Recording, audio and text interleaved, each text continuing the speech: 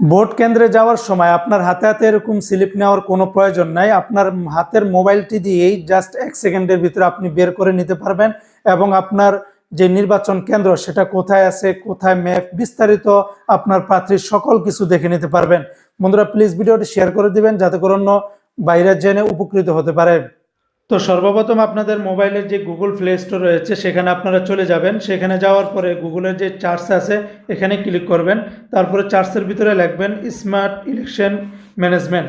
Just এই সর্বপ্রথম যে লেখাটি আসবে এখানে আপনারা ক্লিক করে এই অ্যাপসটি চলে আসবে। এই অ্যাপসটাকে আপনারা ইনস্টল করে নেবেন।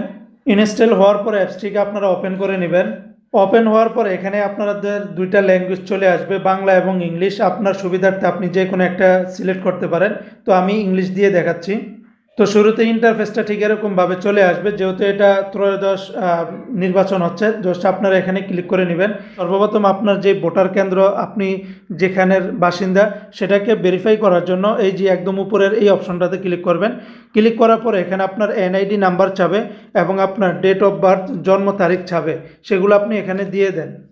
এনআইডি নাম্বার এবং ডেট অফ বার্থ দেওয়া হয়ে গেলে এখানে ভেরিফাইতে ক্লিক করবেন। ভেরিফাইতে ক্লিক করার সাথে সাথে দেখুন আপনার এখানে ভোটার নাম্বার চলে এসেছে, আপনার এখানে সিরিয়াল নাম্বারও চলে এসেছে এবং আপনি কোন জায়গার বাসিন্দা এবং আপনার ভোটার কেন্দ্রের ছবি সব কিছু এখান থেকে দেখতে পারবেন।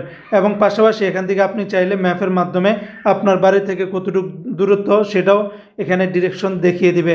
এবং পাশাপাশি আপনার এলাকাতে কতজন প্রার্থী রয়েছেন সমস্ত প্রার্থীর ছবি এবং তাদের ডিটেইলস এবং সব কিছু এখানে কিন্তু আপনারা দেখে নিতে পারবেন।